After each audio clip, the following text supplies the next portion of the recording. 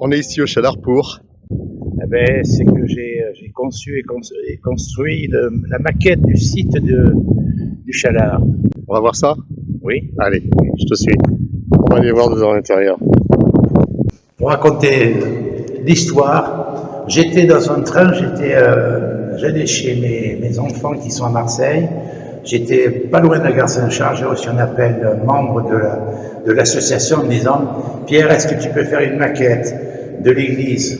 Il savait que je faisais des instruments de musique. J'ai fait des instruments du quatuor, violon, alto, violoncelle. J'ai fait des guitares classiques aussi. Donc il savait que je travaillais le bois et que j'aimais ça. Donc je dis oui, c'est possible. Mais je dis je le ferai en bois et stylisé. Je ne suis pas maquettiste.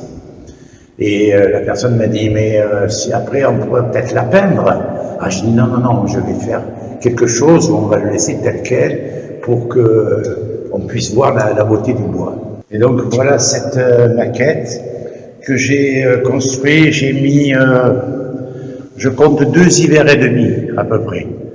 D'une part déjà pour trouver les plans du site, c'est impossible, ça n'existait pas.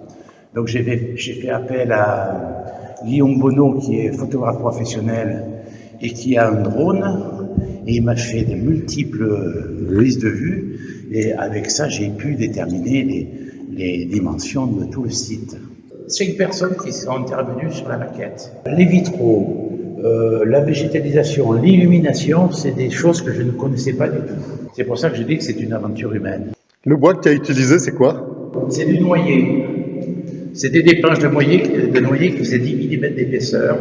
J'ai trouvé que cette dimension était très bien et on voit le veinage du bois qui permet de magnifier un peu cette maquette.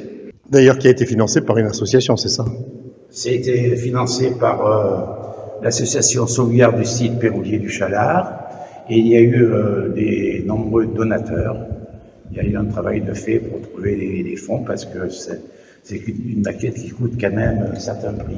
Inauguré tout récemment, c'était samedi 29 mars. C'était samedi à midi, il y avait énormément de personnes, c'était un très beau moment. Cette maquette, donc, on peut la voir librement aux heures d'ouverture de l'église? L'église est ouverte tous les jours.